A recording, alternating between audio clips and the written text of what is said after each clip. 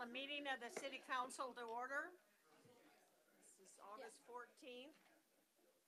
And so, Madam Clerk, would you take the roll? Yes, Madam Mayor, thank you. Councilmember Pete LaFrance. Here. Councilmember David Fuller. Here. Councilmember Sabrina Combs. Here. Councilmember Linda Combs. Here. Councilmember Steve Carrington. Here. Deputy Mayor Richard Best. Here. Mayor Edna DeVries.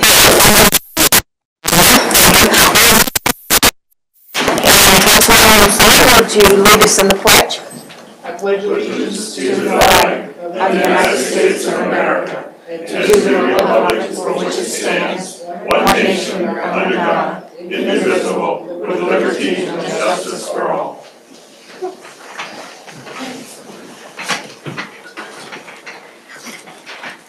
The first item on our agenda is the approval of the agenda, including the approval of the consent agenda, which includes introduction of ordinance number 18-005, amending Palmer Municipal Code Title 14 pertaining to signs, and also resolution number 18-019, appointing elected officials for the City of Palmer regular election on Tuesday, October 2nd, 2018, and the approval of the minutes of our previous meetings on March 6th and July 24th. What is the wishes of the council? Move to approve. Okay? Second. It's been moved and seconded that we approve the agenda, including the consent agenda. Comments, amendments, questions by the council? Okay, all those in favor, please say aye. Aye. Yes. All those opposed say no. The ayes. That's the same thing. Yeah, the ayes have it. It's been a long time since I missed that. For those in the audience that don't know what we're laughing about, we have for years done ayes for being in favor of motions, and then we got a new city clerk and she read the code and it said we're supposed to say yes. So I still, and it's been a while, I'll have to say, but I still do. And I still have one council person that still says aye, even when I ask for yes. So anyway, so you're all in on the joke now, okay? So that's why we're laughing. Okay, reports, city manager's report? Yeah. Thank you, Madam Mayor. I jumped to the pages. So the first item, there's two items I have tonight. The first one is a project update, and the second item is the proposed or draft depot policy that's gone through some work with the BED and some public input. So first off, on page 33 of 125, the project report. This will be the last report on the wastewater treatment plant. We've completed substantial completion with the contractor. We've issued the notice. USDA has signed off on substantial completion, and what we're in now is the performance period, which is a 9-month test period for two reasons. One, it was directed or allowed by the EPA as part of our consent decree that once we build the facility, then we'll have 9 months to make sure that it performs to the standard, and then we would be working through our permit process after that, rather than having the building and then go straight to the permit process. The other piece is to understand what the output is from that facility and whether we need to continue with phase 2, which is the addition of clarifiers. So far, indications are it is done everything as advertised. Our ammonia reading, which was our biggest concern all along, is below 0.1. 1.7 is the lowest by permit, so we're well under that. However, this time of the year, we're usually below that anyway, so the true test will come in November, October, into January to see how it maintains that ammonia level. One of the side effects that the EPA's engineer thought would come out of this whole thing was our suspended solids would raise because we've taken out one lagoon.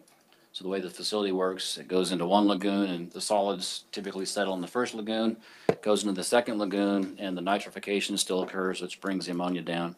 And I am not a biologist. This is just what I've been told through the engineers. And then the third pond is polishing, which it's another allows more settling, and then it goes into the UV building where it's disinfected.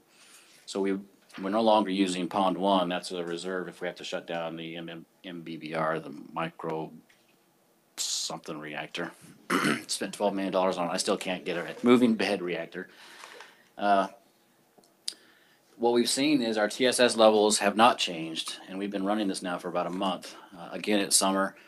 but the solids typically fall out the same throughout the year. So the good news is we may be able to convince EPA if our ammonia stays low throughout the winter, then we don't need that secondary clarifier, which is a $5 to $7 million additional construction. So the good news is it's working as advertised. The company that provided the actual inner workings of the MNBR will be up later after the fair, once we get through that and come into the fall to help us set up for the winter and then continue with our performance period. But it all looks good, but I'll remove the project because it is built, and I'll just provide updates as the performance testing goes through. But as a construction project, I'll close the books on this one, unless there's questions on it. I'll move to the next one. Yay, right? Yes, wow, good job. Remember that next week. Yeah.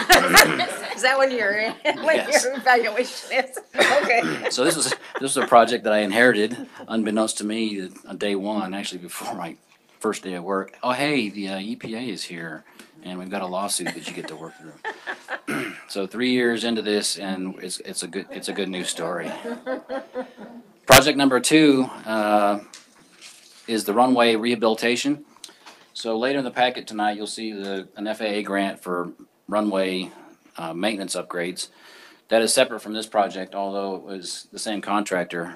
Substantial completion was done July 31st with the final punch list items.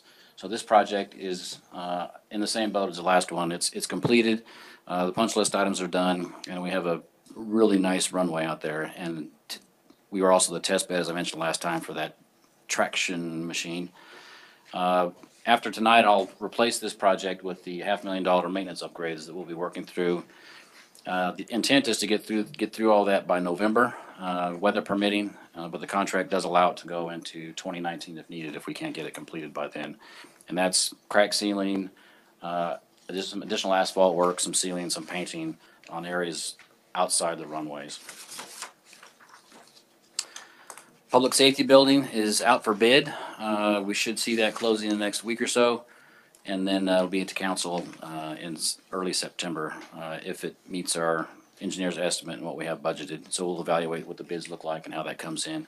And then we'll start to work on the public safety building. That's primarily in the trooper area. Number 4, ADA sidewalk improvements. DOT still hasn't sent us the actual grant agreement. It looks like this project will get pushed until next year. The grant funds, we're told, are still there. So it's not a dead project, but it doesn't look like something we'll get to this year. If they release the grant funds today, we still have to go through the bid process.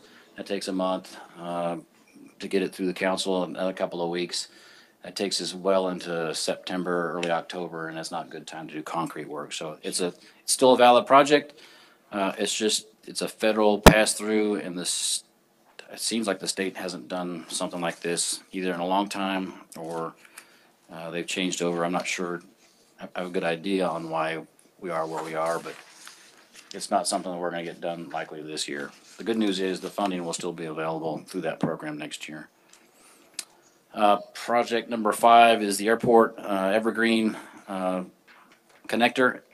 There was crews out there this past week mowing the right-of-way, and there's also a survey crew out there looking at the area. But we haven't made a lot of progress as our crews are still working on keeping our city looking good. If we can't make progress on this, we'll look at doing some potential contract work next year on this project. But I'm keeping it on there because the summer's not over yet. The video cameras, item number 6, the video cameras throughout the city. We've got a preliminary design. We've changed, based on the input from the airport, we've changed potentially how we monitor out there or what we monitor. Initially, we thought just the gates to check license plates of folks coming in and out, because there's so many different entrances, and we're not prepared to lock down the airport just because some of the gates don't work, and some of those gates are private. We're looking at potentially just a monitoring aprons where the planes are parked. It's public space, it's not private space, and that would change. One, the cost would come down because it wouldn't be such a high-res camera, but we're still sorting out where power and wireless shots. They did do an initial review that almost anywhere on the airport that we have desired to put a camera has a clean shot back to the flight service center, both north and south. So that's good news that we won't have to have repeaters or erect any towers. We're still in the process of designing what that might look like. So the airport's given us a lot of input. And then after that, we'll focus on the amusement park as the second place. If there's any questions on the project report, I'll move on to the depot policy.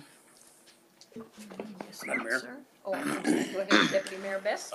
Last meeting, we had directed the city manager to investigate potential property acquisition for a park in the Hidden Ranch subdivision, and I know that an email went out. Could we talk about that a little bit? Sure. We could have planned to bring that to the council next meeting, but initial indications that the developer provided a diagram of his current subdivision at Hidden Ranch and his next phase, which would be phase 4 or 5, phase 5, which would continue to develop that area out there. He gave 3 different recommendations, and then 2 of those are in the current subdivision, and then 1 other one outside the current project, which would be in the next phase. He didn't provide the estimated dollar amounts just yet on what that might look like. His initial impression over the phone would be looking from between 58 and 60,000 per lot for the currently developed lots, and then something less than that in the future if we do it early enough. We wouldn't necessarily put in water and sewer in those lots. So I'll have a more detailed report next time I have a map on my desk, but I wasn't prepared to do that tonight. And that would be at which meeting? 28th. As part of the manager's report. And these are properties that are currently open across the table sale, right? Correct? That's correct. I'd like to ask council support to direct the city manager to continue to negotiate with that single large piece of property with anticipation that it would still be being discussed with the property owner by the time we have the meeting on the 28th, so that we stay abreast of any potential offers on that property. I can support that. Can you give a little bit more about what large parcel? Is that one of the parcels regarding the water and sewer? Well, there, this or is it particular piece of different? property that had been indicated before is a much larger lot than even 2 of the lots that are in the proposed plan forward that it isn't platted yet, his other properties that he's going to be in process of developing. But it currently sits on a cul-de-sac, which actually is, in my opinion, a better position for it to be instead of on a through road where you're going to have potential overflow that would stack up on a regular street. This is on a cul-de-sac to have less impact for through road issues. Also, I think that we want to have water and sewer on a potential park that far away from the downtown area so that if we do want to develop it, it's there to have restrooms later on. I think that we would want to have water and sewer on those kind of things. I think that's something that is lacking in some of our parks currently. But I want to make sure that,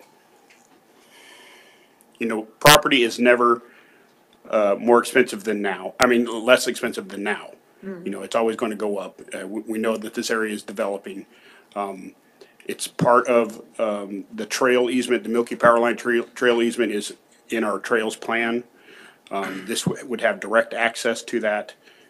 As we grow a little bit further out, as we have discussions about potential annexation, this is on the edge and cusp of the edge of our city.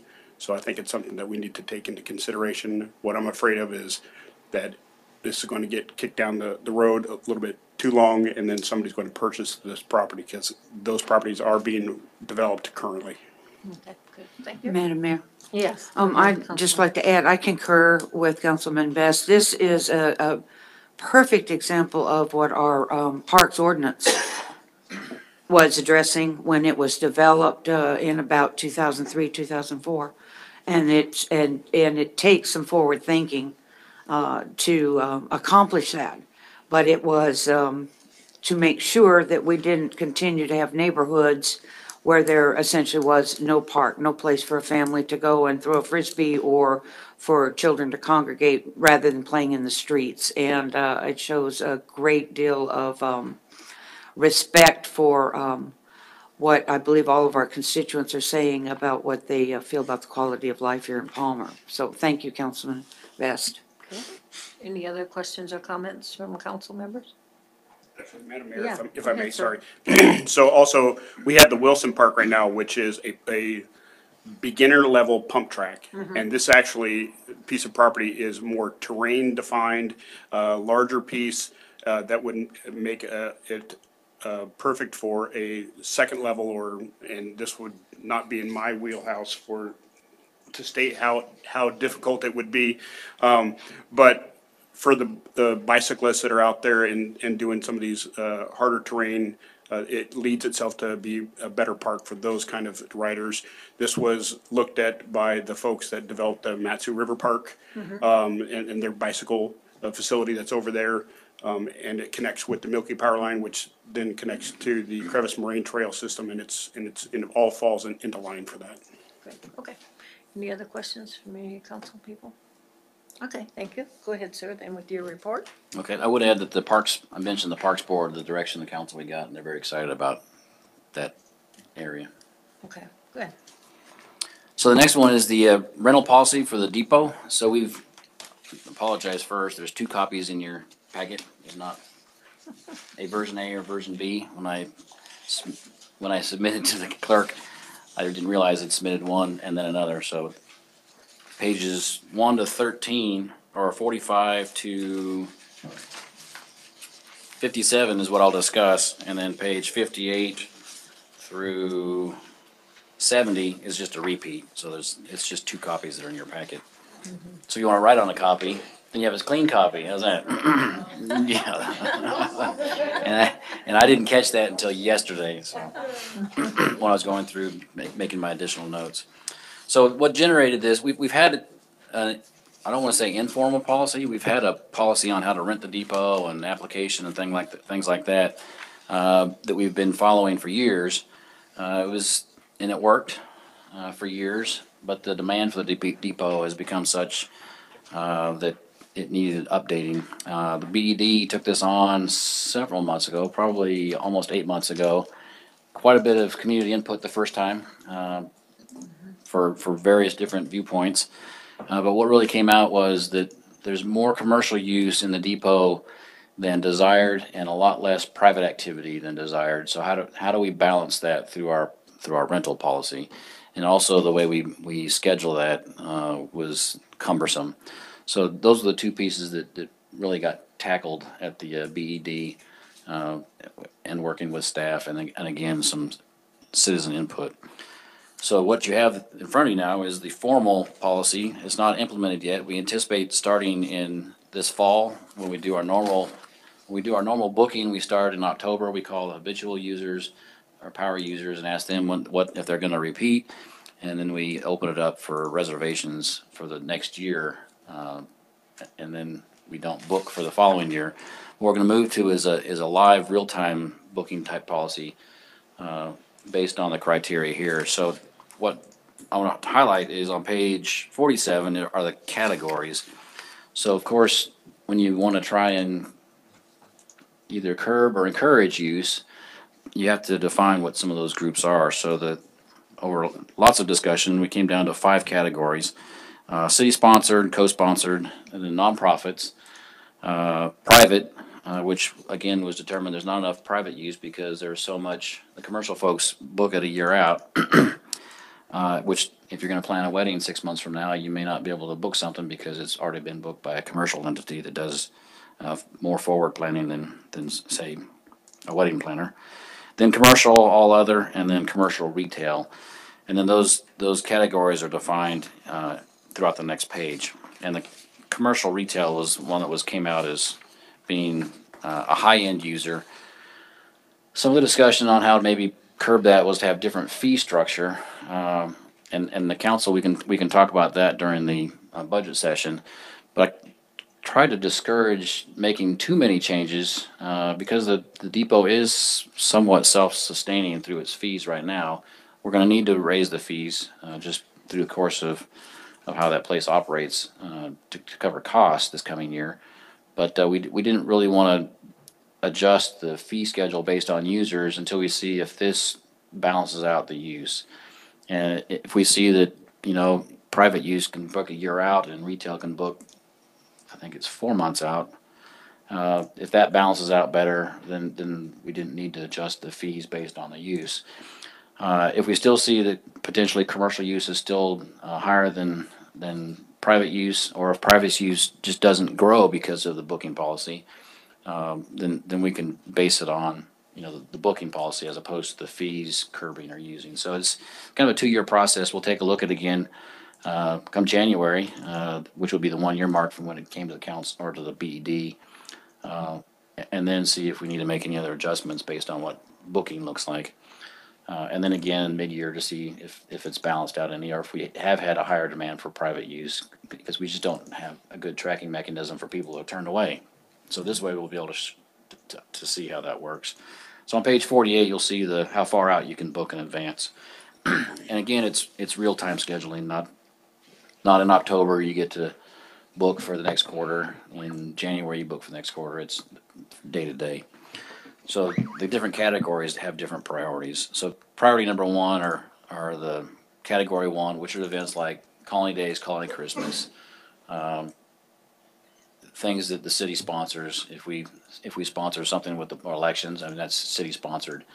There are certain events that we sponsor with the school district, so those would have a priority. Then category 2 is nonprofits, and then 3 are the private. So those 3 really have 1 year in advance. And the commercial others, entities that may not fit into, they're a commercial entity, but they're not there to sell items or make a profit. They're a commercial entity that wants to book the space for something, for a seminar or an event that's not commercial in nature. It may be a teaching exercise. So that's where that difference comes between 4 and 5. Again, the rest of it is pretty standard. I mean, we don't change the security to clean up. It's just put it in writing. Usage policies are the same as they've always been. When you get to page 51 of 125, some of the issues that were brought up were parking. Some of the vendors, and we can't tell people where to park because it's public parking, but this encourages them to load and unload and then move your vehicles away so that your people that are coming, especially if you're commercial, have a place to park and shop. It also talks about the blocking pedestrian access in the front area. In the past, we've had parking right in front, but it's really just a loading zone. And really, do we want vehicles parked in front of the depot on a regular basis? No, we don't, because then you can't see the depot, and it's a nice thing to have pictures taken in front of. So we've taken the parking signs down, and it's just loading and unloading at the depot entrance. And a lot of folks want to put up signs, signs all over the town. Well, you can't do that to begin with. But if you're going to rent the depot, there are places that you can put up a sign. You can put a banner up. If you coordinate with Public Works, you can put a banner up on the corner by the flashing sign where the wooden posts are. You can put a sign up on the front of the depot, and it's highlighted where. You can have a freestanding sign, and those 2 places identified. So we do allow folks to have signs when they rent the depot, but it's not a free-for-all signs all around town. There's a process to put signs up elsewhere. But within the commercial space of the depot or the public space, we've identified where you can and can't put signs. So I think that's it for highlights. Again, the rest of it is just checklists that we've had in the past, the application. So that part isn't new. It's really, we've added the categories and then highlighted some areas to encourage folks to keep Palmer looking great, keep the depot looking great when you're using it.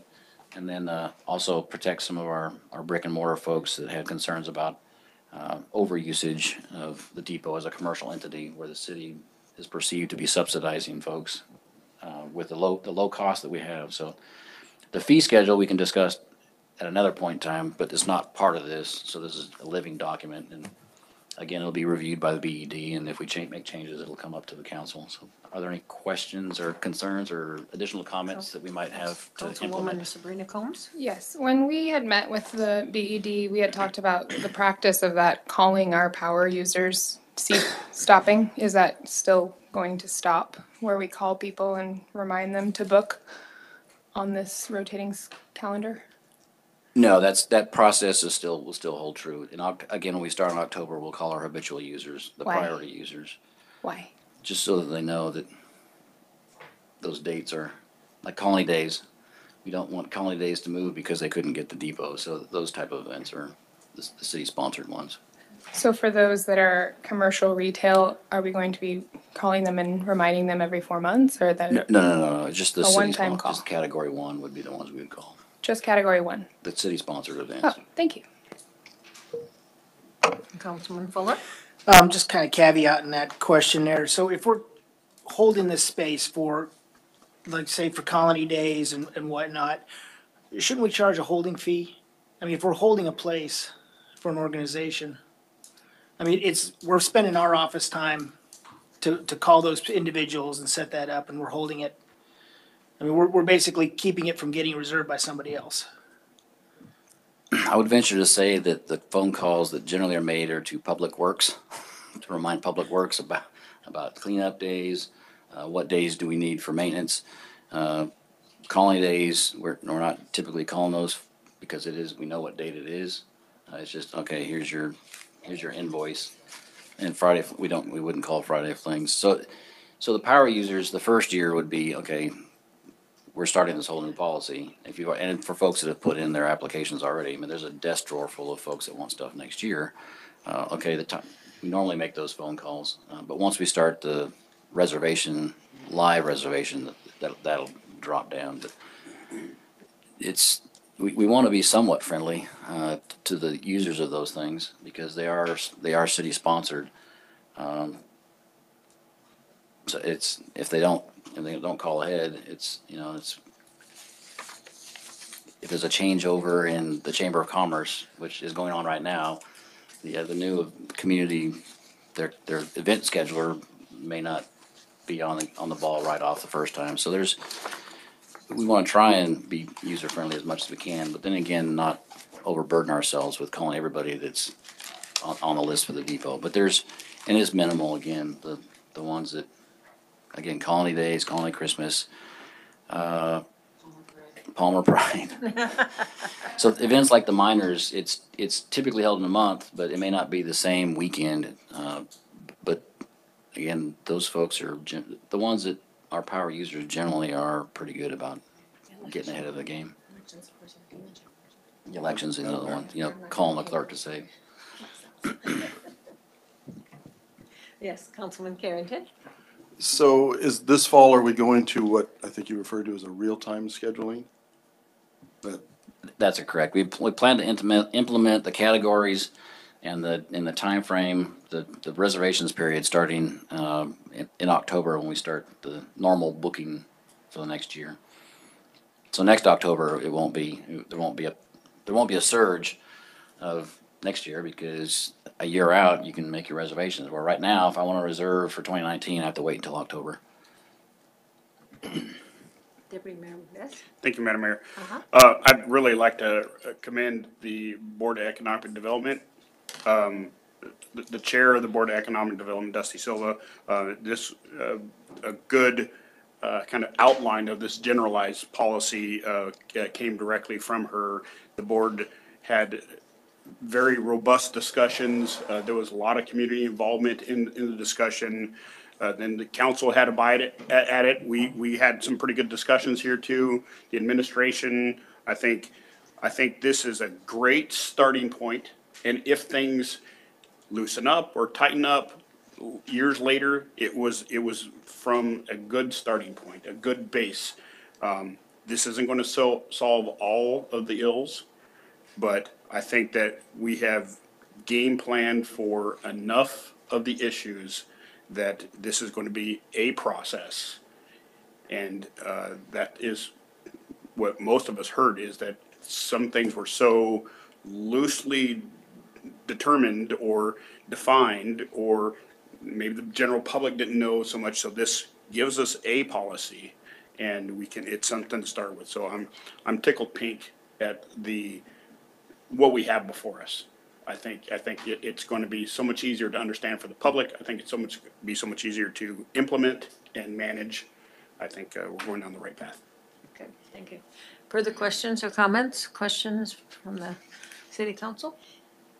Okay, anything else on your report, sir? Not in the written report. I've Thank you, Madam Mayor. Not in the written report, I just will update the council on where we stand information technology-wise with what's happened throughout the state and most notably down the street. Today I was at a Alaska Smart Communities Forum seminar. It's held quarterly. City of Palmer has been one of the founding members, like so to speak. The borough and the city in Anchorage started this up about 18 months ago, just to share primarily how to do open data, which is a big federal initiative. The city we don't really have a lot of data that's open, but we are very interested in what the other agencies do and how they share data, how they collect data, and it's gotten more and more of a geographical information system focus on how to use data and plot it on a map. But the opening today was really the director of IT from the borough just describing the situation that they are still going through.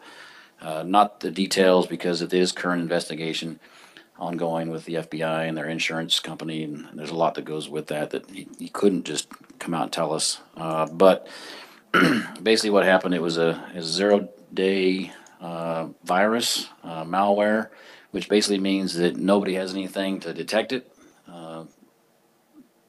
So it can slip in, and those things happen. And it wreaked havoc. What they think the intent was to create havoc. There was a malware and there was a ransom piece with that, but they don't believe that was the true intent. The true intent was just to wreak havoc. It was identified as early as April, May, and being in their system. When they took action to remove it, that's when things really took off. It's probably going to be several weeks or months before we see the borough up on its feet.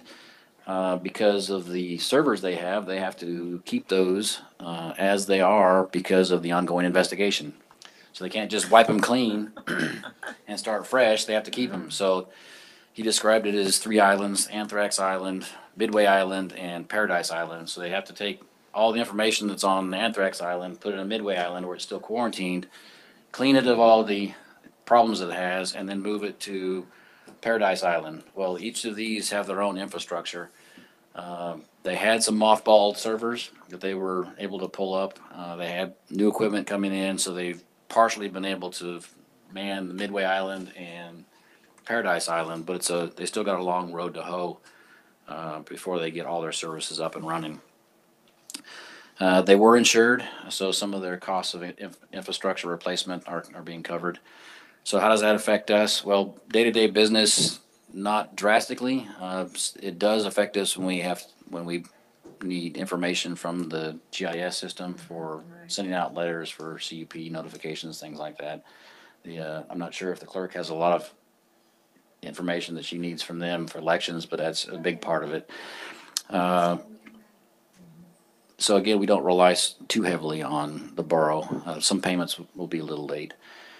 But when we look at our systems, so immediately when this came out, that it was a malware virus attack, our IT contractor, we notified, had a discussion, are we insulated from the borough, most notably in the police department, because that's really the only place that we might actually touch the borough systems, and we were in good stead there.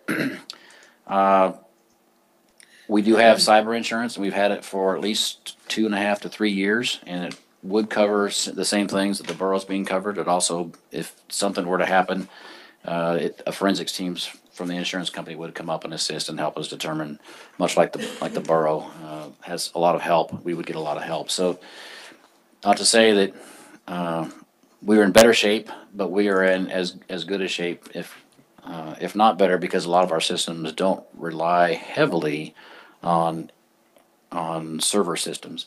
Our email is not managed locally. Our email is actually managed by Microsoft. So if our servers were to go down, we wouldn't have as catastrophic loss of email because our email is done differently than the borough. And that seems to be the biggest piece, I think, from day-to-day operations is the staff doesn't have access to communications. They don't, and anything you do on email, you just think about talking with someone down the street or someone on the other side of the borough. that's the most public-facing piece, I think, that they're facing. And again, they're having to build from scratch, so I don't see them coming up for several weeks. But they'll have a better system. Not that they had a bad system, but when you go through something like that, it'll be a better system, and we'll have lessons learned from that. But it was from basically the virus came from a known. It wasn't a spoof email where it was a fake email from somebody. It was from somebody they knew that had been infected first. So they said it came from a soft target. Well, who might a soft target be? City of Palmer interacting with the borough would have been a potential soft target. So that's, again, it lends itself to going back to the old days. Director Wyatt said, you used to, when you first had email, you send an email to somebody and you call them, hey, did you get it? They're to that point right now, if they're getting attachments that, they call before they open attachments, hey, did you send me something, just to verify it? So it's gonna slow business down. And we've taken the same precautions. If you don't recognize who it's from, call, because we've had some spoofing, where emails with my name on it were sent to the staff and they spelt my email wrong if you actually looked at it, and they signed it differently than I do. So it was immediately noticed that, hey, this isn't how he normally signs his email. So it was identified early on that somebody was trying to probe our systems. But we have an air gap in our backup, which means the computers don't talk to each other. There's somebody in the middle, so somebody has to take the information on a disk or some other type platform and move it to the backup servers. That was one of the things that was identified at the borough, that they had systems talking to each other. A great backup system, worked as designed, but it didn't protect it from this type of an event. So I don't know if it's because our systems are older, or is that's just how our IT folks design security into their system. But again, it's another layer. Just, I don't know, if by happen chance we happen to be protected a little bit better based on lessons learned than our folks down the street. Valdez was hit with almost the exact same thing. They were able to recover quicker because their backup systems were actually on tapes that were taken to a vault. So they were able to pull 3 months out instead of going back as far as the borough did. And I think their email was similar to ours. So again, it's not an isolated incident with the borough, but it was something new and has manufacturers and IT security folks scrambling to try and, one, patch the virus, and two, how they were actually able to pull this off. It was an extremely sophisticated attack. Again, we're susceptible to that. Disruption in the city of Palmer wouldn't be as devastating as the borough. So again, we're on the other end, the soft target. If they're looking for somebody that they can get into to infect other agencies, that's how we would be a target. So unless there's any questions, I've gone on and off about that. I would just say, if you have to go pay your property taxes, which are due tomorrow, just be kind to the borough employees. They're doing very well. I went today, and they're trying to keep calm about it, but it's a lot more difficult. They can't use the same process they're used to, and they were very efficient about it, very professional about it, informed me that my check probably wouldn't clear for several weeks, and I told them I'm not worried about it. Their hand receipt was good enough for me, but so I imagine the next day or so is going to be a little frantic over there. So. And we don't have any problems with cash flow because the property tax is going to be much later this year sent to the city. No, we don't. Okay. We don't have a lot of projects ongoing that would require a lot of cash flow, so we'll be fine at this point. Okay, good. Okay, great. Thank you. Any other questions to the city manager? Okay, city clerk, you have a report for us? Oh, excuse me, Madam Mayor. Oh, I'm sorry. Sure, Deputy Mayor. Yes. I do have a request of the city manager. Uh-huh. I had some inquiries recently, and I'm sure that maybe a few others, a concern from a citizen about questioning policy on copies of driver's licenses for utility services. And I'd like to ask for council support to ask that the manager brings back a report to council identifying what our policy is for retention of identifications pertaining to utilities. some, next meeting or the following meeting would be fine. Okay. Your support for that? I would support it. Thank you. Thank you.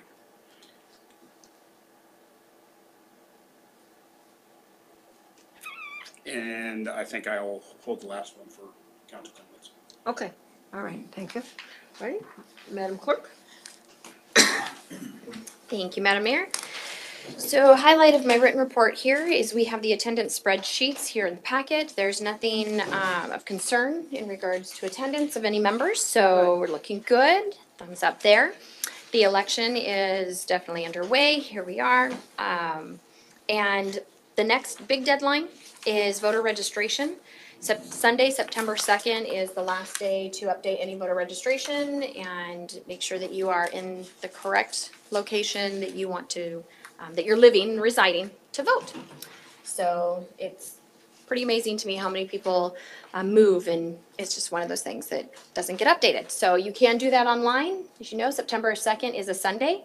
So the update can be done on the Division of Elections webpage at www.elections.alaska.gov.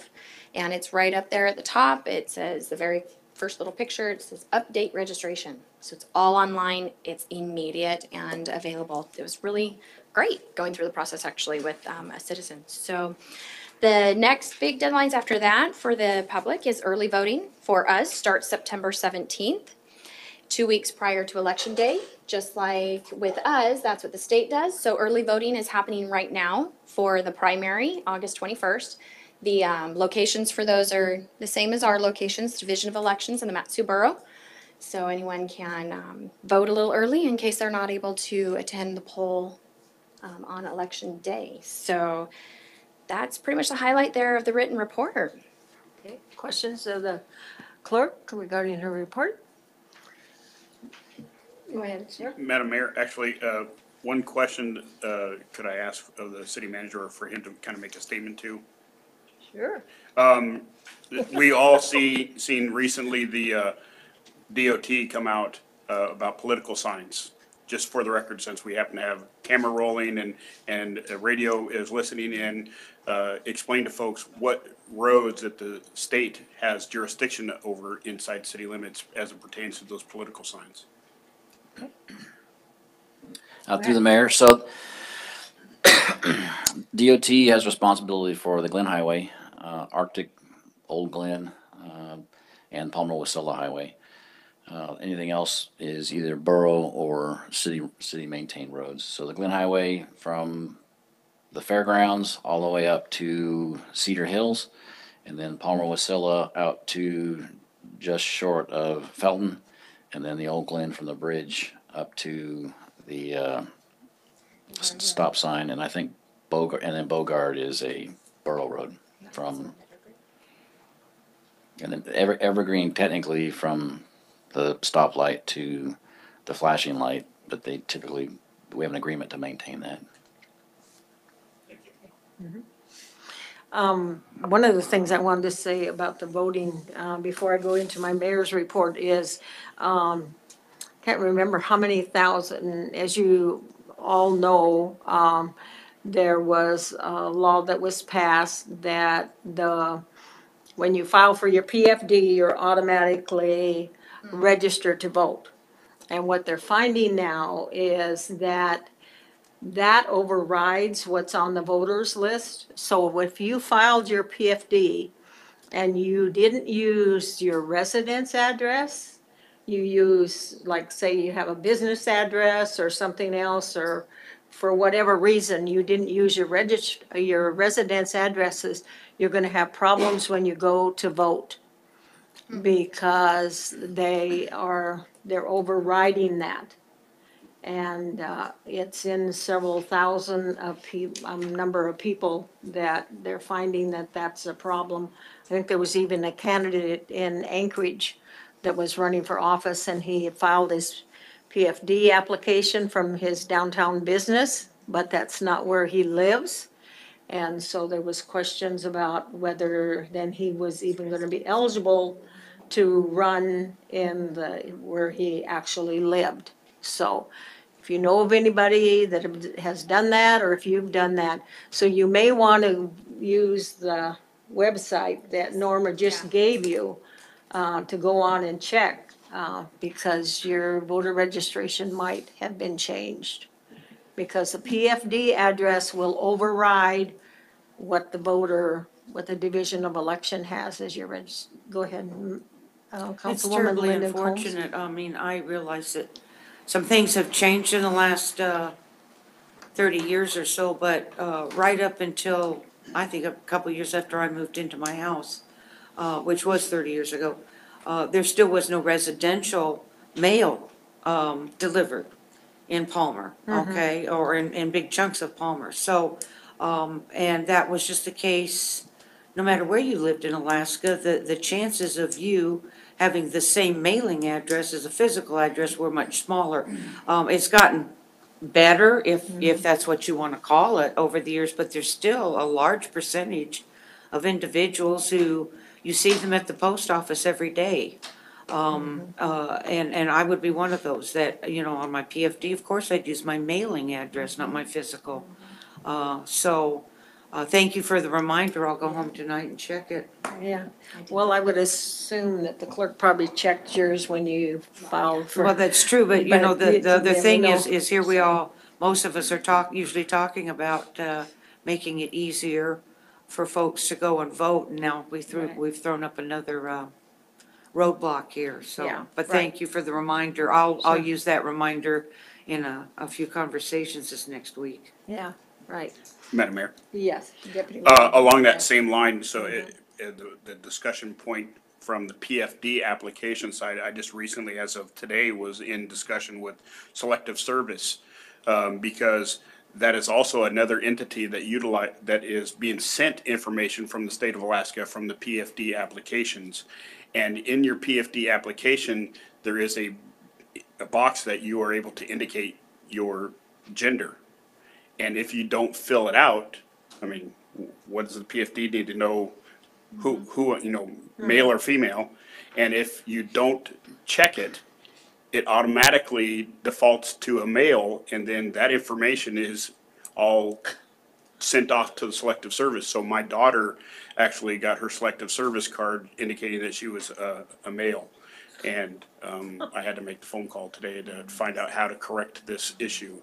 And they said that pretty much a lot of the state services, that if somebody has applied for state services, not just the PFD, but if they have state services of some sort, that information is all being gathered and sent off to Selective Service. So again, some of this unintended consequences that we're starting to see with some of the stuff.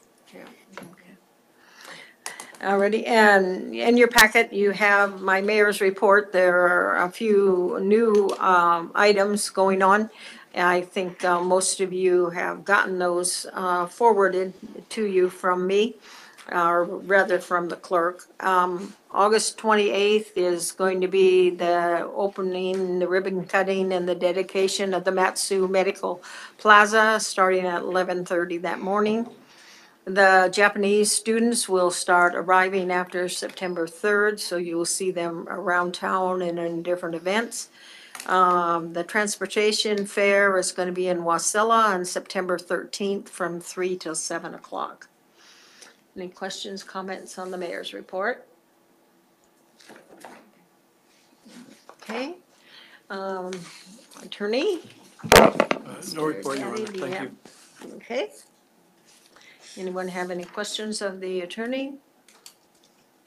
Okay, the next item on our agenda is audience participation. Anyone in the audience is welcome to come and address the council for 3 minutes if you represent yourself, 5 minutes if you represent a group. Audience participation is now open. So, come on up. Deborah?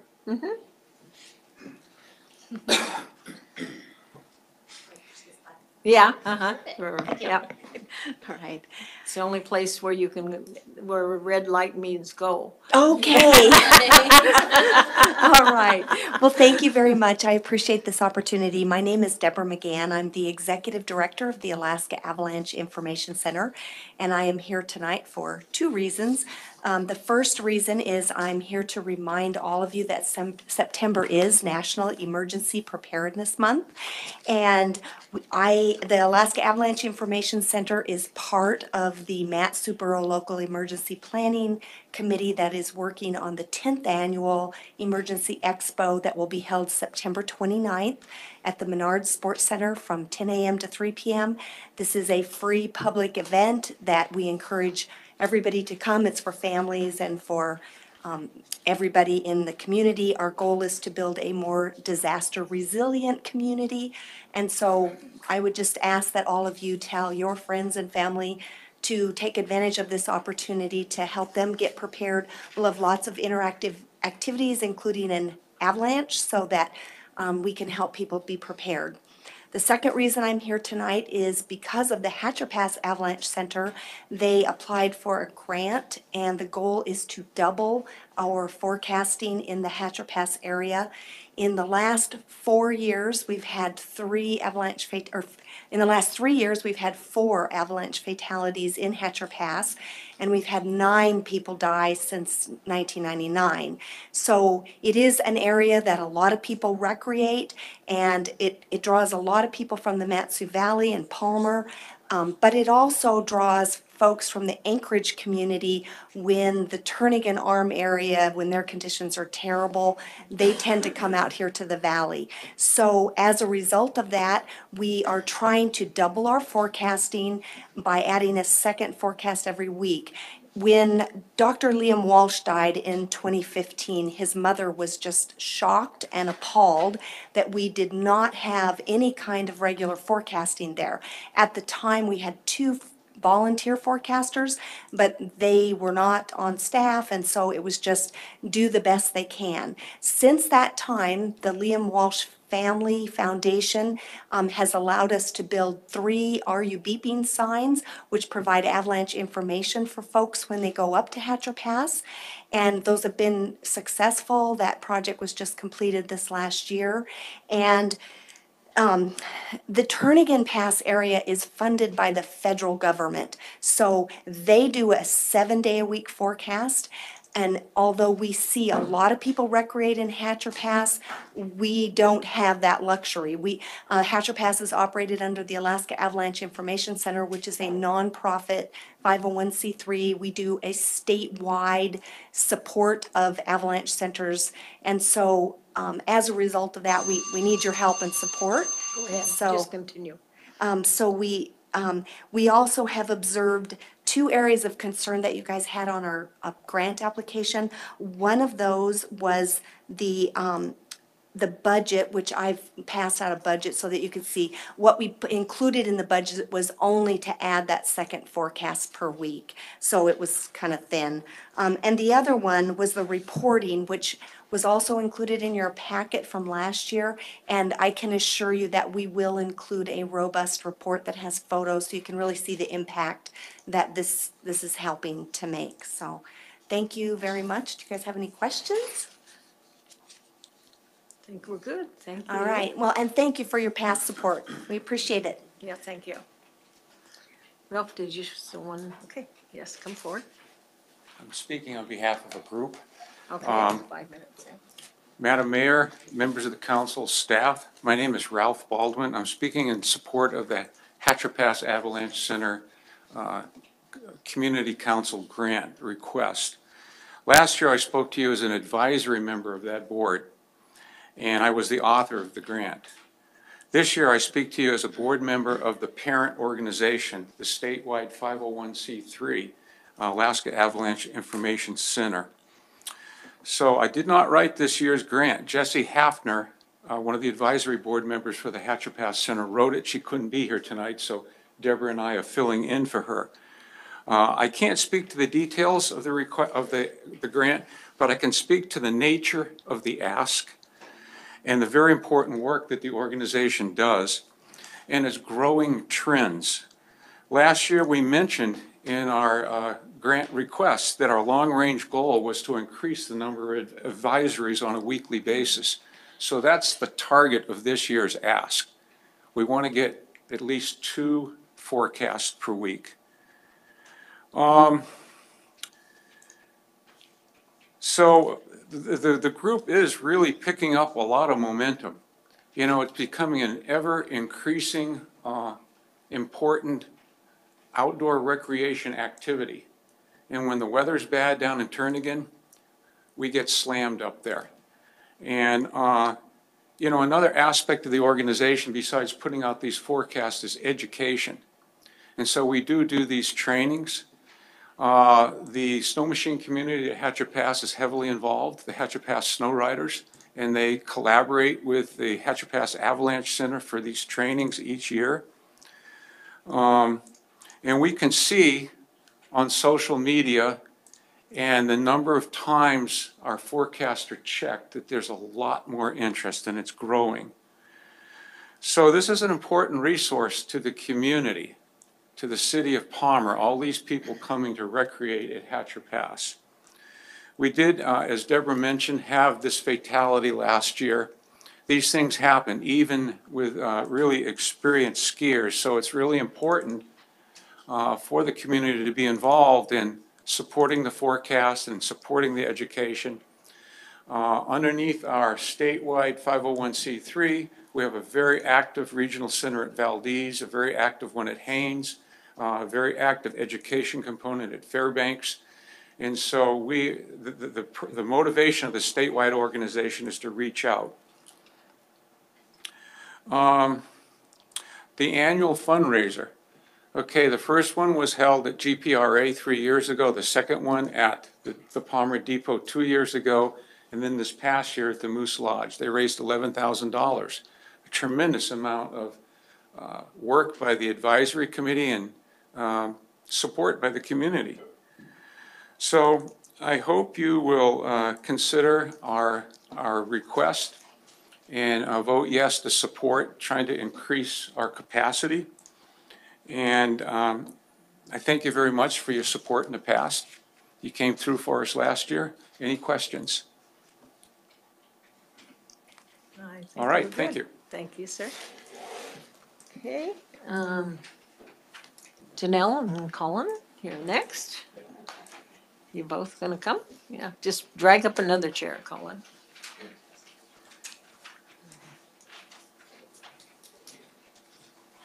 You're gonna have to press the button there because you don't have a red light to go. All right, well, I'm Janelle Gagnon, and this is my favorite elf, Colin Christensen. We met 2 years ago when we were both cast in the BPA's performance of Elf, and he and I and 23 other adults and children came together 3 weeks ago, it seems like a year ago, given how time works, to hold what we called a Broadway musical showcase and sing-along at the Depot, thanks to you all. So we are here primarily just to thank the council for approving our request for donated use of the Depot, and I think Colin might be able to express our thanks the best. I want to give you a small sample of Broadway. So I'm going to sing a little bit of a song called Do Re Mi from The Sound of Music. And this is an important song because when you learn to sing, you start at the very beginning, a very good place to start. When you read, you begin with A, B, C. When you sing, you begin with Do, Re, Mi, Do, Re, Mi. The first three notes just happen to be Do, Re, Mi, Do, Re, Mi, Do, Re, Mi, Fa, Sol, La, Ti. Now you need a way to remember this. Do, a deer, a female deer. Re is a drop of golden sun. Mi, a name I call myself. Fa, a long way to run. So, a needle pulling thread. La, a note to follow. So, Ti, a drink with jam and bread. That will bring us back to do, oh, oh, oh, do. And then you can mix them up. So, do, la, fa, mi, do, re. Re, do, la, ti, do, re, do. You see, when you know the notes to sing. You can sing most anything. Yay! Thank you very much.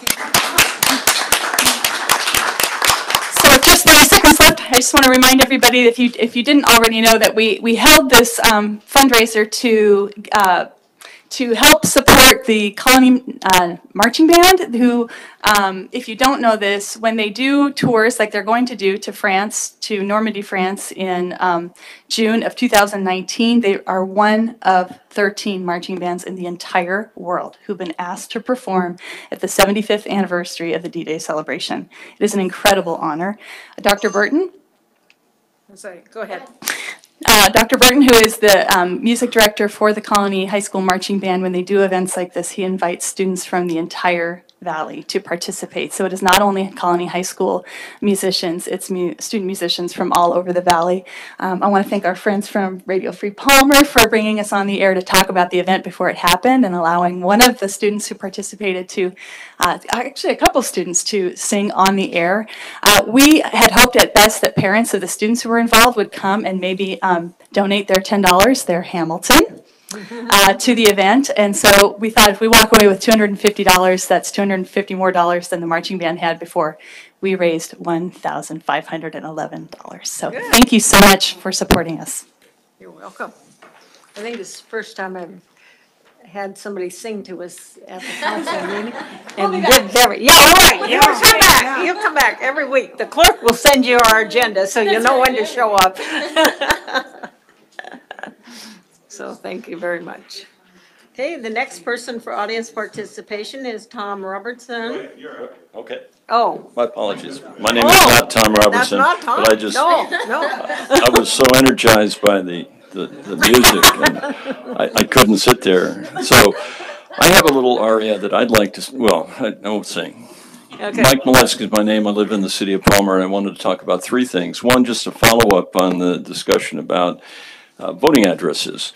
The Division of Elections does look at the PFD address and compare it to the other address. And they do send out a mailer to all those that appear to be different. And if there's not a return within 30 days, then the PFD address becomes the address. Right. The other thing is that if you're looking to vote in the upcoming August 21st primary, and you happen to be having that problem described, then the best thing to do would to be vote a question ballot. That's the way to go, and you can do that. But it's far more than 30 days to October, November. So if you do follow up, as Linda's planning to do tonight, and others, you can make that change, and everything would be fine. The second thing I wanted to point out was that although the city manager gave a great summary of what was said today, because he and I both were at the Smart Communities meeting, we were able to video the entire meeting. And if you go to the same site that we have as our landing page, you'll find the Smart Communities video there. And the first portion of it, fortunately, is when Eric spoke, and he spoke at considerable depth and length, and it's worth listening to. There were many, many people. There were probably 12 people watching the video from some other location. There were 40 people in the room.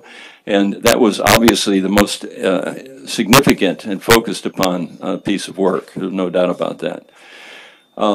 The third thing I wanted to say was, I'm not sure who it was, but someone in the city created a monster. So either you could pause, or wait for us to get audio back, or keep going. I will pause. Well, But you may have lost audio back there, right? yeah, I think well, I'll go back and say, I'll just say this. It's memorable, but it doesn't have to be recorded. So someone created a monster in the just city. turn on your phone there. You can probably record it there. So No, you can that's plug it okay. in. I've got it down pretty well. And the monster is a yellow monster, and the monster has come along our street. I noticed that today. And it managed to destroy a large area of vetch. And I'm not sure when this started, perhaps the manager knows, but vetch, as many of you are aware of, is a very invasive plant that we have been fighting at the edge of our property for some years. And my wife in particular, wherever she goes, she has to pull out at least some. But this large yellow, the largest mower that I have ever seen, usually found only on superhighways, came down our street in town and nicely removed all the vetch from that area. So I want to thank whoever it was that created the monster for doing that. And that's all I have to say. Thank you. I wasn't quite sure where we were going with the monster thing.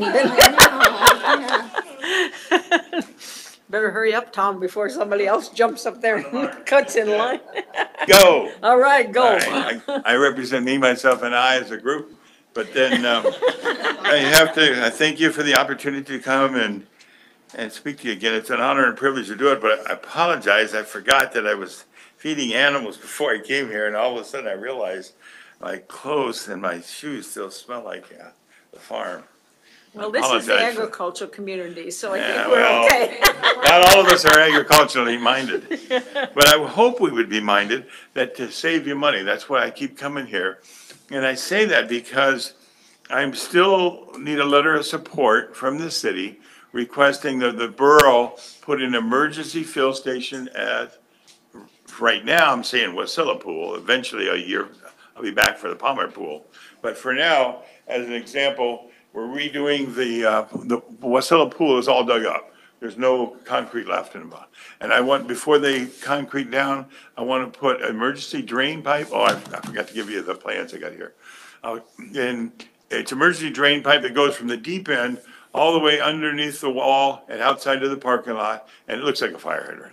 That's all it is. It's not tied to any water mains, but it's a separate thing. And the purpose for emergency fill station is twofold. You not only can, fire trucks can draft water out of it in emergency, mainly earthquake, but after they drain the pool, which is roughly 250,000 gallons of water, after they drain it, then they can use it for emergency holding tank for clean drinking water. They could be bringing water in from Wasilla or Butte or wherever. The fire trucks can break water back in, and it can be a clean holding tank, which is another thing we need for civil defense. And so the borough keeps saying, we don't need it. We got all this water around in all the lakes. That sounds good. But in the '64 earthquake, it happened in March when there was 4 feet of ice covering the lakes. And I've had to cut through them when I was with the Kiski Fire Department, taught scuba diving and things like that. And I taught firefighting at the college in Kenai. But to cut through that ice with a chainsaw, it takes a while. You can't do that in a few minutes. And it takes more than a few minutes to hook up hard suction pipe to put in the pools to draft water out. We used to do that in the Kiski. I'm wanting the pipes to be hard plumbed in. So therefore, one operator, one firefighter, like that guy, can go over there and bring a truck up, fill the truck and go. And like that with no help from anybody. Or dump water in. Either way, in emergency, you just don't have that many people available. And what you only get what you got here. The emergency manager, Otto, he keeps saying, well, we got all this stuff here and resources in Elmendorf. And I said, there's bridges in between it. You cannot count on those bridges being there. What you have for emergency is right here, right now. That's all you get. It's like the fire extinguisher on that wall. It can sit there for 60 years. Go ahead. May I continue? Yeah, go ahead. Continue, sir. If it never ever need it, but that one time I need it, it better be there and it better be working. And that's what we're up against here. And they don't understand when I talk about emergency, you need this stuff available. And other people need to know where they can get it or at a moment's notice without even having to ask anybody or telling anybody. This is we found out all these errors when we had Hurricane Katrina, when I was down there. Nobody liked the idea of using fire trucks to go door to door delivering drinking water. We darn sure had to do it. We never thought we'd do it, but darn sure did. We always, all kinds of things happen in a national disaster. This is how you take the emergency out of a national disaster. This is how you take the sting out of a statewide crisis, the prior planning. I need a letter of support. The borough's fighting me. The fire department is they're fighting me over this. Of all people, you'd think they would be the ones the most, anyway, never mind. So that's where I'm at. And I got other plans here and I meant to pass them out and I forgot, so I'll do that. Anybody have any Just give 'em- questions? The clerk will take them and she'll pass them out for you, Sure, sir. I didn't get them Or if you all. don't have enough copies, she can Sure. make some copies But, for us. but if I, thank you, the fire, yeah, thank you. The fire truck's $250,000 and holds maybe 2,000 gallons. The pool holds 250,000 gallons of water, and the pipe I'm talking about is maybe $2,000 at the most. And again, I'm just talking, so that's a huge return on your investment here. And the borough said, we don't need it. Well, okay, yeah, someday we have an emergency, you'll be thinking different. So that's why I said it's cheaper than buying a fire truck. Come on now, you gotta be realistic about this stuff. So that's kind of where I'm at. A letter of support is definitely needed, so I can fight the fire department, the emergency management system. Of all people. Anybody got any questions for me? Please contact me, there's some names and email addresses there for you. I apologize, I didn't bring enough.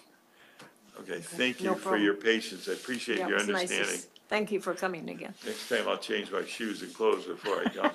I promise. No problem. Do I get, does it turn green if I stop? It turns black. Thank you for your patience. Uh-huh, thank you. Yes, sir, go ahead. Madam Mayor, if I may, Sure. I did send a letter to the Capital Projects Director in support of this effort, and not to the emergency services. So I have been in contact that we do support this project, but if the council so desires, we can take a next step. Okay, Madam Mayor, yes. I would ask that for council support to encourage that. I can support that. Okay, Ditto. okay, you have your directives then, sir? Draft the letter? Yeah, that's the letter. Mhm. And also, I guess, we have the mayor managers meeting you on Thursday. We could maybe bring it up there at that time also. Yeah. Okay. Is there anyone else in the audience that would like to address the council? Okay, seeing no one, audience participation is now closed.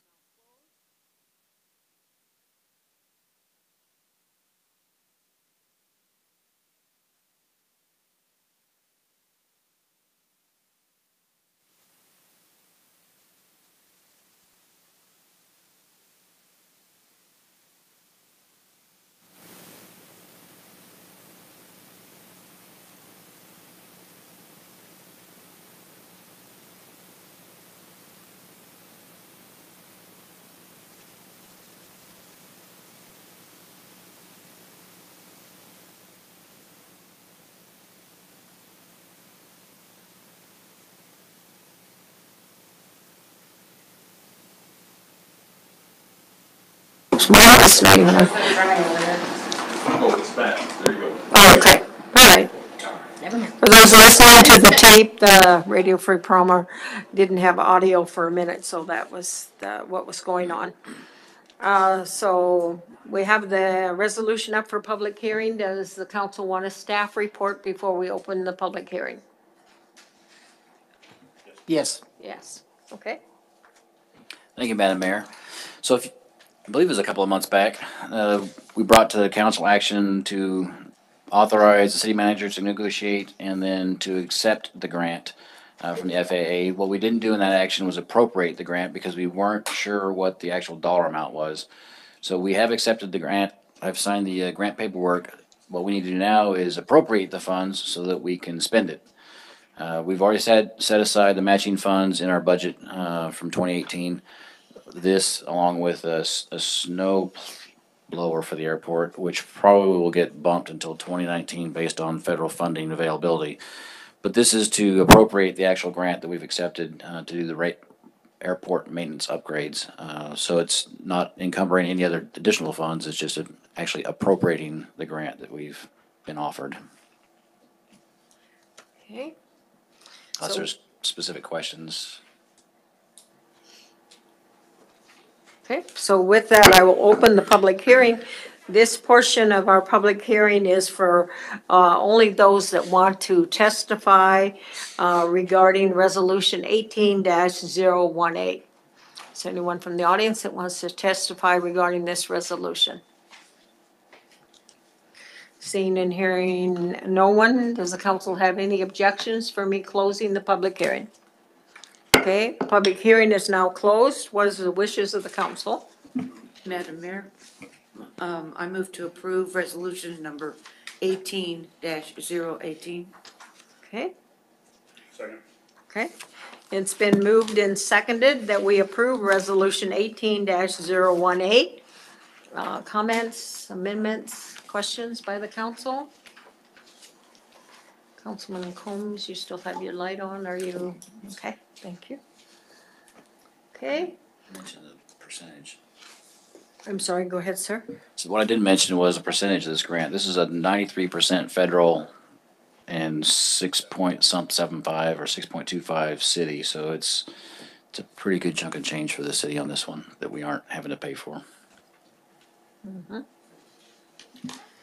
Madam Mayor. Yes. It is a pretty good chunk. It's also for some much-needed work, and I, for one, appreciate the administration's patience in making sure that all the Ts were crossed and Is were dotted, and that we managed to get this grant. So the airport is certainly a big part of the infrastructure that we need to take care of, and this will go a long ways to doing that. Thank you. Further questions or comments from council members? Okay, the motion before you is to approve resolution number 18-018. All those in favor, please say yes. Yes. Yes. Those opposed say no. The yeses have it, and the resolution has been approved. The next item on our agenda is action memorandum number 18-071, approving a council community grant in the amount of $4,000 to the Hatcher Pass Avalanche Center to provide educational information to the public. What is the wishes of the council? Move to approve. Second. Okay, yeah, the motion is to approve action memorandum number 18-071. Discussion and amendments, questions from the council? Councilman Fuller. Thank you, Madam Mayor. I just got a couple of questions. I'm just looking at the breakout on, so the last year's and this year's. It seems the generation is the same amount, roughly 28,000. The output last year, though, was 22, which left 5,600 left over, which I don't really see. And I'm not, trust me, my math in public's horrible, so bear with me if I don't sound like an idiot. But I just don't see where that 5,600 went from last year, if it's carried over, disappeared or whatnot. I also noticed, we're picking up the slack of the Fishhook Community Council. And I think we've only got, 3,500 left in the community grant itself. I got no problem doing 2,000 again this year. But I just kind of like to see some more of the numbers, I guess. I get it, things get more expensive as time goes on, and you guys are growing, and there's gonna be more maintenance and more, to put in. But, that's my concerns, my point of view. Okay. Madam Mayor. Yes, Deputy Mayor. Yes. There was much consternation last year with the $2,000 even. Their timing is wonderful. I appreciate you guys coming in mid-year versus end of the year or beginning of the year and asking. And it's not that I have a problem with the ask itself. It's just the amount. And so I'm actually in favor of $1,500 because the $2,000 was a stretch last year. I really had a problem with that. With the amount of the program that is going on, I completely support. But just the amount, because it's only 10,000 that we have to work with each year. We've talked about it. It shouldn't be something that's on everybody's calendar to do annually for the same program over and over again. We do have some stuff that's actually inside city limits that, is business orientated that we at times give annually. I don't have a problem with that. This is within our greater community, though. I also understand and appreciate that as well. So actually, I will, after everybody gets a shot to talk about it, I'm going to make a motion to reduce it to 1,500. Okay. Any other comments or questions? Yes, go ahead. Yeah, I think the first thing I'll say is I think this is a wonderful problem to have, right? To have so many great organizations come forward, request funds that we exceed our $10,000 per year, or we hit it. I think that's great, and I think we need to expand this program. When we look at the budget in the coming year, we should expand it beyond $10,000 because I want to continue to see this grow, and I want to continue to do these, to support programs like these, because this is what's meaningful in our community. And I really want to thank the folks that come forward to ask. I guess it's not easy to ask. For a center like Hatcher Pass, Avalanche Information Center, to go from one forecast a week to two is remarkable. You know, and you mentioned the number of people who have died up in the mountains, and I want to challenge us to think about the number of lives that have been saved through programs like this. And so adding another day of forecasting is really impactful. I wouldn't want to support this if there wasn't necessarily a specific and measurable item that you were trying to pursue. And this is a fledgling organization that's really working hard to grow and grow responsibly, which I think is exactly what fits the bill for this grant. So I do support the full amount. I support expanding the grant program beyond $10,000 because that's not a huge amount of money given our current budget of the city of Palmer. And I want to thank you for the work that both of you and your whole organization has done to make our community safer. And, because why not keep throwing it on, I think we shouldn't underestimate the impact of having a vibrant ski snow machine culture taking root at Hatcher Pass for the businesses in Palmer. And we see that every time on a Saturday or midweek after the skiers come down. The restaurants and all the bars and the breweries definitely feel that impact. Yeah, Councilman Sabrina Combs. Councilman LaFrance stole my words, and I think when we think about these grants affecting our economic growth in Palmer, we have to think about the greater Palmer area and not just city limits, because it's those things that draw people to our city. Countless people flood through Palmer on their way to Hatcher Pass, and they need somewhere to eat, they need somewhere to shop when they're done, when they're on their way. They stop and they buy skis at Backcountry. To just limit these funds into city limit type organizations is a silly idea. I support the full 4,000. Okay. Councilman Linda Combs. I am beyond thrilled with the way that this particular programming has been working the last few years. I served on the Board of Economic Development as the ex-official member while we churned this one out, and it took us well over a year.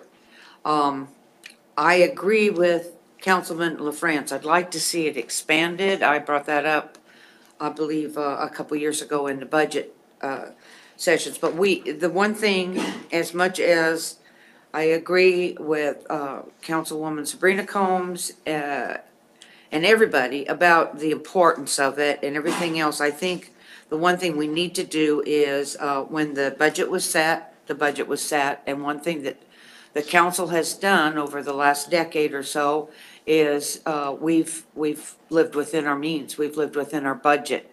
Now, maybe we didn't have, maybe there wasn't enough vision last fall to expand this, but that is the way it is. So I would be more than happy to do some compromise, but I'm not feeling it to completely deplete the fund before the end of the year when we still have a quarter to go, and certainly not to go over.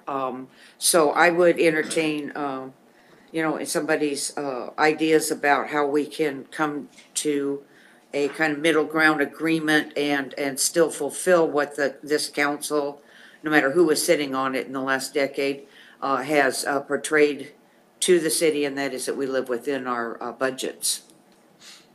Okay. I hope that made sense. Madam Mayor, Yes, Deputy Mayor. can I ask a question of the manager? Sure. Or whomever can provide the number? So what was in our packet, the amount that is left in the community grant is different than what was stated. And so I'd like to get an accurate number of Sure. what amount is left in the community grant. Go ahead, sir. The amount that's left is 3,500. We've spent 6,500 to this point. Thank you. With that in mind, I would like to reduce it to 1,500. And if I could get a second on that. Okay. Is there a second to that motion? Is there a second to the motion? Okay. Yes, that is okay. Someone else have a motion they want to make?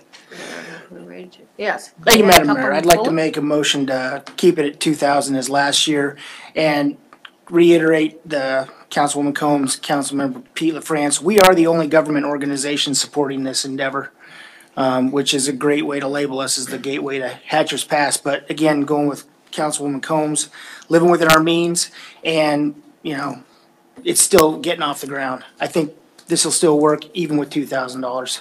That's my motion. Okay, Second. okay, all right. You want to give it to, there were 3 seconds. There were 3 seconds, I okay. heard best first. Oh, did you? I did. All right. I want something in that. Yeah, right. Since he lost the first round, we'll give him the second. Okay. Alrighty, so there's an amendment before you to reduce the request from 4,000 to 2,000. Is there further discussion on that amendment? Okay, all of those in favor of that amendment, please say yes. Yes. Those opposed say no. No. Okay, so it is 2, 4, 5 to 2, is that what you got? Okay, so that amendment has passed. So the request before you right now is to approve the community grant in the amount of 2,000. Further discussion, comments, any Madam other Mayor. amendment? Yes, Deputy Mayor Best? And I appreciate the living within the constraints of our budget that we have. I also hear, and not just with the council members here, but, you know, in our community, public safety is something that, and it's not just about police situations, but public safety itself is an important item. And I look forward to a motion from somebody on this council, and if not, I will make the motion later on about potentially creating a Greater Palmer Public Safety Grant. And maybe we have a budget of, say, like $5,000, and that way it's greater than Palmer, and then it can be specifically about public safety issues. So much like this situation, it might be able to fulfill that. If there's maybe some areas that are in and around our town that we want to support, some neighborhood watches or something like that, that's, you know, something that can fill it. It maybe is something, or if somebody else has a better idea, I'm always willing to listen to that too. But I think that might be something that we could then add to the budget, have the discussions, create another program that can fit this niche and allow the community grant as it currently sits to be its own entity. Kind of define how it's utilized a little bit better. Okay. Further discussion, yes, Councilman. I just wanted to note that every time we get one of these requests, it kind of comes up that, well, we might have things later in the year, but our budget is published to the public. They know we only have $10,000. And so I kind of have a mentality of early bird gets the worm. And so the fact that we draw these out and say, well, what if somebody comes in at the end? I don't know. I feel like we shut down a lot of organizations' wishes because we're waiting for something. And when people have taken the time to see how much money we have and apply for it, we should reward that behavior. Okay. Further questions or comments from council members? Okay, the motion on the floor is to approve Action Memorandum 18-071, and it will be in the amount of $2,000. All those in favor, please say yes. Yes. Yes. Those opposed say no. Okay, the motion passes and the grant has been approved in the amount of $2,000. The next item on our agenda is record of items placed on the table. Madam Clerk? Thank you, Madam Mayor. We have 3 items that were placed on the table. One is the Matsu Emergency Preparedness Expo flyer. Another one is the Avalanche Information Center's budget that pertain to AM 18-071. And then we have Tom Roberson's letter regarding the emergency fill station. Okay. Now we have another time for audience participation. So I will open up audience participation. This is any item, doesn't make any difference whether it's on the agenda or not. You're welcome to come forth, and even if you spoke before, you're welcome to come forth again. 3 minutes for an individual and 5 minutes for a group. Okay. Go. All right, there you go. Thank you. I didn't want to take too much time before. One of the things that I keep trying to stress to people is we lucked out during the '64 earthquake. I really wasn't here, but the bridges that go to Anchorage were the old-fashioned, what's called trestle bridges. Those dome-shaped bridges with all their little steel parts here and there are extremely flexible. And that's what saved the bridges and the passageway to Anchorage and back, because of those old-fashioned type bridges. The new ones, the big steel structures that aren't super like that, they can't take that kind of punishment. Coop and Cordova proved it when one of them fell in, the train bridge in Cordova. So we're living on a false sense of promise here. I've been involved with the civil defense before I retired from the National Guard. I went all over the state videotaping vulnerable places that are for civil defense, like the power plant down in Drift River, we call it Chugach Power Plant, and stuff like that. The water plant in Klutna, all the bridges for the pipeline and the railroad bridges. I had to ride the train with the Hurricane Gulch and get out there and videotape Hurricane Gulch and all kinds of crazy things. But we know we're vulnerable, and we're trying to cut down some of that vulnerability. So we're prepared for emergency. Again, I can't stress it enough. The borough's emergency manager keeps saying they don't need it. We got plenty of other things. And for the few dollars that's involved with putting a stinking pipe in the ground, I mean, there's no concrete. All you're doing is laying the pipe and putting it up to the hydrant coming out. I say hydrant, it have to be a hydrant. They can come up inside the building if they want to. Architects don't like that, but they could do that if they wanted to go a cheaper route. So I can't stress it enough. I strongly urge you to help me with this. I'm even trying to get funding with FEMA and Congressman Don Young, because one thing Otto did tell me for the emergency management director, he told me if I can get the funding, they'll go along with it. Okay, so that's big of him, but anyways, that's what he told me. So I have to come up with a couple $1,000 here. And I'm trying to get the pipe company, I got a proposal there from the pipe company, what the pipe would cost. I'm trying to get them to donate the cost of the pipe if the contractor would donate the cost of the labor to put it in. That's kind of where I'm at right now. I don't know that anything that's going to happen, but it's going to happen quick because the pool is dug up now, and I don't know when they're going to cement it back down. And next year I'll be coming back here to do the same kind of thing for the same concept with a Palmer pool to go to the same thing. The whole success for civil defense is prior planning. That's all it takes. I can't stress it enough. I feel like I'm preaching to the choir here. I don't have to say much to you folks, but this is how we take the emergency out of a national disaster. It's how we take the sting out of statewide area conflict. Thank you. All right. Thank you, sir. Anyone else in the audience that would like to come forth and give insight, wisdom, knowledge to the council? Okay. With that, I'll close audience participation, and now it's council comments. Council, let's see, I don't know, Council Carrington, I guess. Well, I'm impressed that we got sung to. I don't remember in all the various years I've been here that that's ever happened, so I'm impressed. Just 2 quick things for me. Oh, sorry. Sorry, I don't mean to jump ahead. Okay, go ahead. Two quick things for me. When I was gone last meeting, and thank you for excusing my absence with that, I had the opportunity to go to upstate New York and also into Quebec. And one of the cities I went to in Quebec was on a rail trail for cycling. And the impact of that rail trail to that community really opened my eyes to the possibility we have sitting on a trail in which the Alaska Railroad has given us right away for a trail all the way to Sutton. I know the borough has plans for what it would take to make that trail sustainable, and it's my intention to speak to the borough about their plans for that because I've heard rumbling. So I just wanted to let you all know that I'll be looking into that and possibly asking for a letter of support from the city of Palmer for the borough to pursue that as a more developed trail.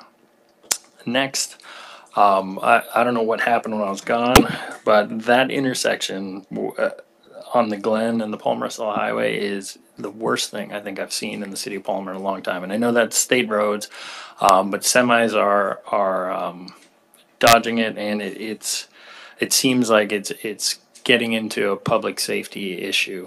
So I'm wondering, I was under the impression that intersection was going to be worked on at least a little bit when they did the Palmer-Russell Highway eastern terminus, but apparently not. But I'm wondering if there's anything we can do to just patch it so it doesn't totally implode on us come spring. I was through it today at noontime, and I thought it looked like they'd filled the potholes. Is anybody, yeah, I agree with you. I mean, you were dodging it, driving all over Rushville. But yeah, I came from south to north, and it looked like there was stuff there. But if not, I agree with you wholeheartedly. Something needs to be done. Deputy Mayor Best? Even though it's not before us, I would second and ask for council support to encourage that trail to be built through the borough. So I don't think it's something that even needs to come to council to get council support right away on that. So I'm in favor of that. As it pertains to the, I think they're cold patching the boroughs, the state is cold patching that intersection. Is this a situation, since we have our new fancy machine, that we maybe contact the state that we can show them how it works or something? Unfortunately, the council didn't fund the fancy machine last year. So if we keep that in mind for budget season. Wonder who made that motion?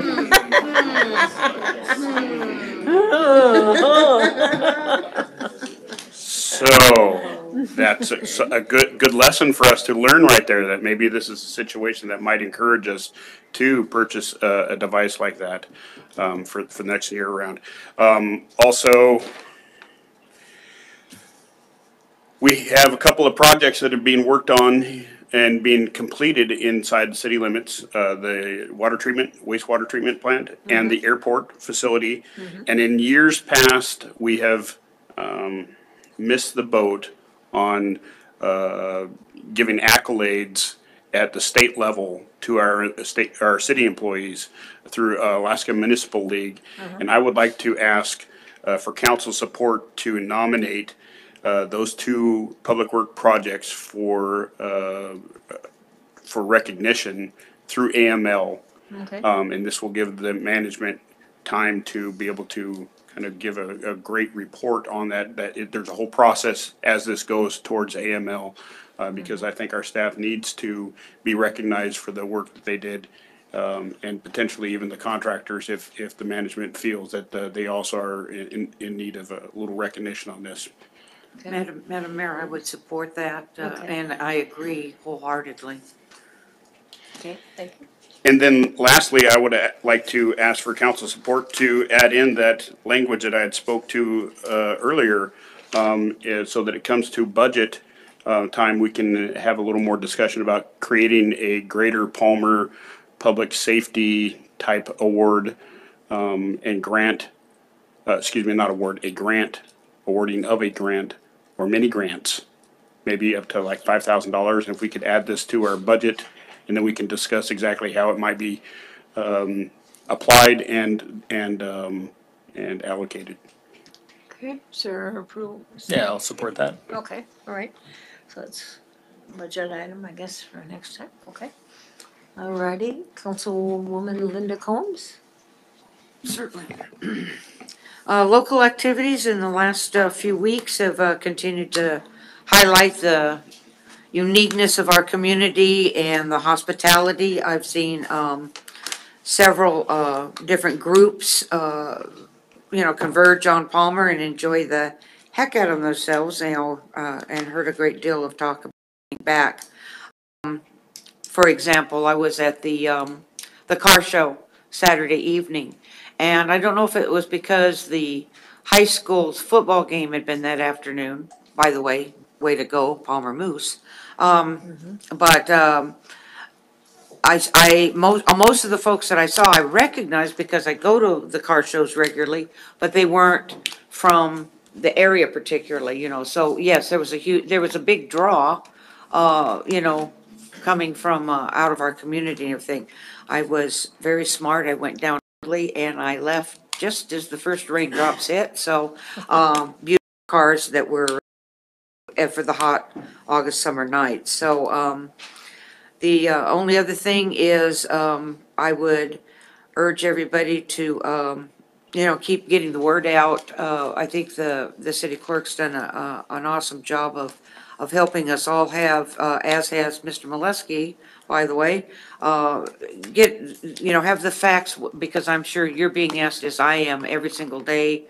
I'm asked more than once about where to go for voting, what to vote, not how to vote, but how to get to voting, how to be able to exercise their duties and their rights when it comes to voting. And it tickles me. A lot of these are younger folks who've been registered, but they haven't voted before, so to be able to have that information on hand, or for that matter, I'm the announcer at lunchtime at the senior center this week. So it's all ages I'm getting to here, but having folks ask me, where do I go? How can I check things or whatever? To have that information handy is been a real blessing, and I want to thank Norma for making sure that I had that. And I want to recommend that everyone do the same. Be open and willing to explain those things to folks. Then on the very last thing is, the very first time I ever walked into this room was in approximately 1990 with a group of folks. We were singing Christmas carols. So I have heard singing in the chamber before, but it was a long, long time ago. So, and one of the folks that was with me that evening was former Councilman Tony Pipple, as a matter of fact. We were singing Christmas carols. So, thank you. Councilman Fuller? Thank you, Madam Mayor. I haven't been here for 5 weeks, but I'm back, came back Saturday, and I missed the car show as it was breaking up. But no, I thought Councilmember LaFrance and Councilwoman Combs brought up some great hoo-yahs on the community grant. I think we should increase it, and I like the idea of the first come, first serve, and maybe have an open season for organizations. Hey, you've got the first 3 months, and then from there we go from it and rack and stack which ones we want to support. So just an idea for budget period. I mean, increase it and then kind of come up with a different way of divvying it out. And in response to the public safety grant, I think that's a great idea, but a bad idea at the same time, because I think we would burn through that so fast with the 100 million different neighborhood watches around the greater Palmer service area that I just don't see that being tenable. But that's just my 2 cents. But other than that, it's great to be home. Thank you. Okay, Councilwoman Sabrina Combs? I have a few things. First, I'd just like to thank the BED for their hard work on the depot regulations. That was a lot of work, and I know it took them a lot of meetings, and I'm excited to see where it goes. Second, school starts this week, so just everyone be mindful. There's going to be lots of kids out catching buses, and we just need to remember we're in school season and watch out for kids. Third, congratulations to my Metsu Miners. I just want to pass along that all of our players were just sad to leave, and we're grateful for how welcoming Palmer is to all of them. They all feel very much at home here, so thank you. And last, I am in charge again of the Alaska State Fair Parade, which is on the 25th, and I invite the council and the manager and the clerk and the attorney to come sit as VIPs and or judges on the grandstand. It's at 11 a.m., and I would love if you were all there. And then you can go to the fair and eat afterwards. Thank you. Are you buying? What was that? I'm sorry. I asked if you were buying. I will buy you a funnel cake or an elephant ear if that is your preference. I can't remember exactly, but I knew we did put some money in the budget for neighborhood watches, but those were, I think, for just inside the city limits. Correct. But, and I think Chief had some in his budget too from, longstanding things. So anyway, yeah, but we can take care of that when we deal with the budget. So with that, I will adjourn the city council meeting.